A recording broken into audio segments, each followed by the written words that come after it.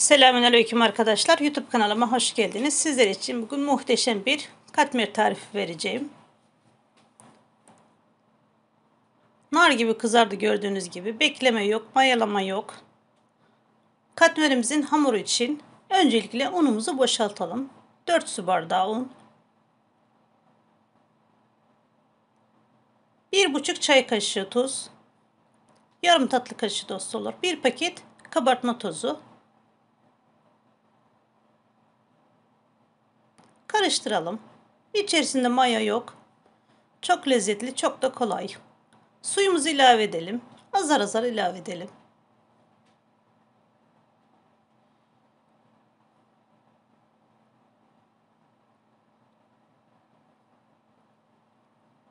Ben 2 su bardağı su kullandım. Un kalitesine göre su çekmesi değişir. Ele yapışmayan yumuşacık bir hamur elde edelim. Gördüğünüz gibi hamurumuzu toparladık. 15-20 dakika dinlendirelim. Dinlendirirken hamurumuzu bezelere ayırarak dinlendireceğiz. Kasede dinlendirmeyeceğiz. Kasemizden çıkaralım. Hamurumuzun testine bakalım. Görüyorsunuz ne kadar yumuşak, ne kadar da güzel. Üzerine hafiften un serpiştirelim. Hamur kartıyla bezeleri ayıralım.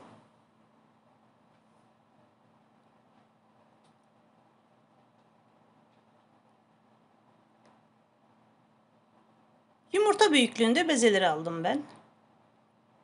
Büyük olanı küçültebilirsiniz. Kendiniz elinize göre ayarlayın. Tavanıza göre ayarlama yapın. Tavanız büyük ya da küçükse ona göre beze ayırabilirsiniz. Masanın üstünde beze yapalım. Avucumuzun içinde yuvarlayarak.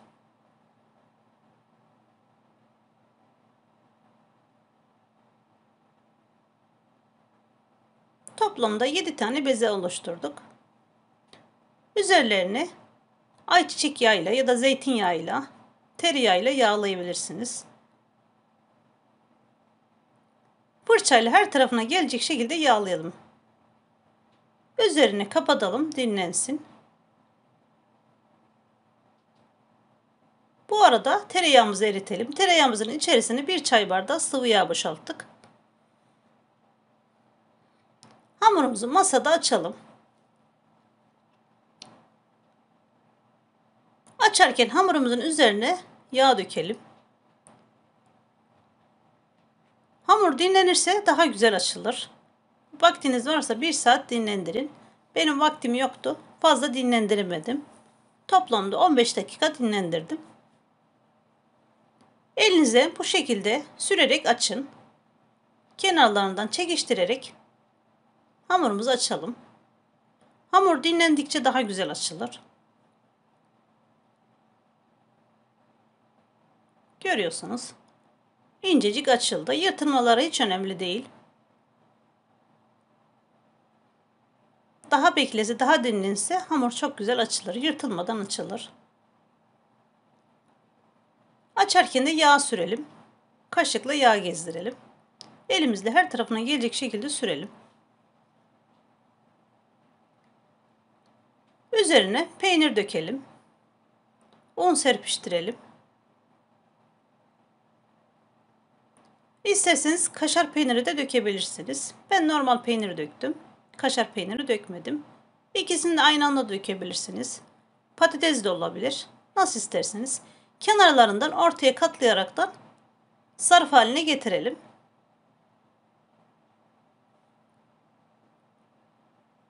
Yırtılma hiç sorun yapmayın. Hiç önemli değil.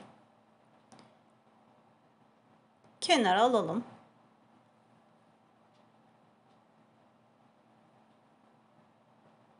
Tekrar masamızı hafiften yağlayalım. Açarken zor olmasın. Bezemizi de elimizle birazcık genişletelim. Bu şekilde masada çekiştirerek açalım. Açarken elimizi masaya fazla bastırmayalım, yırtılmasın.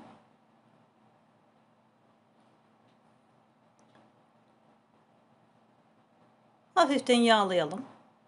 Ne kadar yağ dökersek hamurun açması o kadar kolay olur, rahat olur.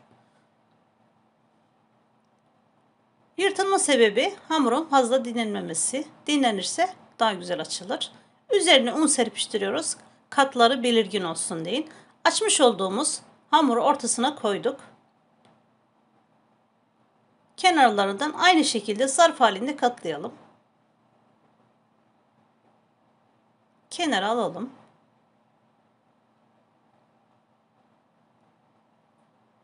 Biz diğerlerini yaparken o dinlensin.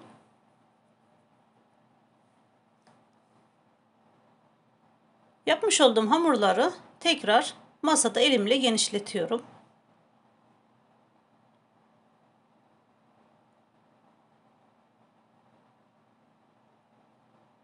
Merdane, oklava kullanmadık. Elimizle genişletelim. Tavamızın genişliği kadar genişletsek yeterli. Tavamızı ocağımıza aldık. İçerisine 1 yemek kaşığı yağ dökelim. Yağ fırçayla her tarafına gelecek şekilde sürelim.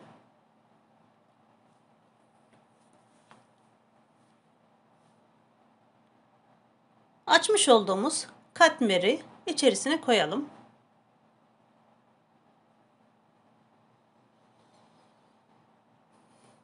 Üzerini fırçayla yağlayalım. Eritmiş olduğumuz tereyağı batırarak yağlayalım. Ocağımızın altı harlı ateş olmasın. Orta ateşte ara sıra kısalım.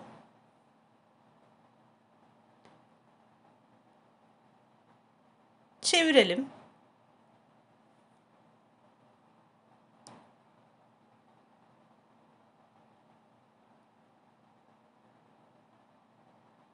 Gördüğünüz gibi bu şekilde yaparsak kabarması daha kolay olacak. Daha güzel kabaracak. Kabarmasına yardımcı olalım. Etrafına bu şekilde bastırırsak katmerimiz, bazlamamız daha güzel kabarır.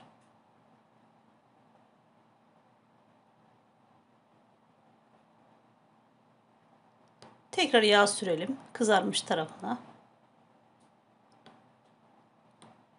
Hamurun içine yağ koymadığımız için hamuru yoğururken üzerine yağ sürmemizde hiçbir sakınca yok. Size burada aşırı yağlı gibi gözüküyor ama yağlı değil o kadar da. Pişen bazlamamızı alalım. İster katmer deyin, ister bazlama deyin.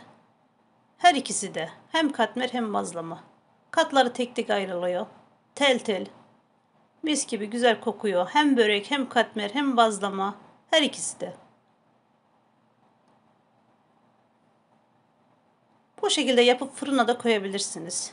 Tek tek uğraşmak istemiyorsanız.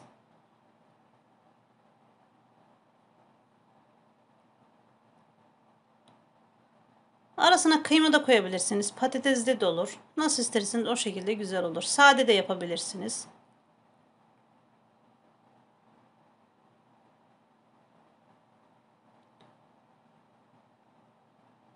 Pişirirken sürekli alt üstte çevirelim. Yağlayalım.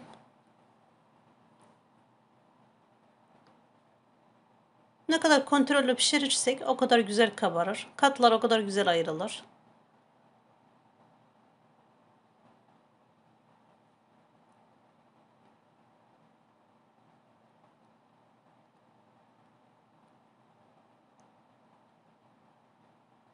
Gördüğünüz gibi nar gibi kızardı.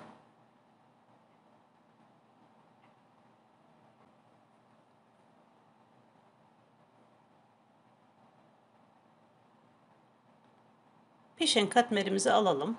Servis tabağımıza koyduk. Masamıza alalım. Sizler için içerisinde göstereyim. Hala sıcak. Hep birlikte içine bakalım. Ne kadar güzel pişmiş. Katları tek tek ayrılıyor. Mis gibi kokuları yayıldı mutfağa. Dışı çıtır çıtır, içi yumuşacık. Mis gibi katmerimiz oldu. Ben katmer diyorum. Siz ister börek deyin, ister bazlama deyin. Her ikisi de. Görüyorsunuz katlarını. Çok lezzetli, çok da kolay. Hiç uğraştırmıyor. Çok az malzemeyle yapılan bir tarif. Evet arkadaşlar. Beni buraya kadar izlediyseniz kanalıma abone olmayı, yorum yapmayı, tariflerimi beğenip paylaşmayı unutmayın. Zil sesini açarsanız güzel tariflerimden haberdar olacaksınız. Afiyet olsun. Beni izlediğiniz için teşekkür ederim.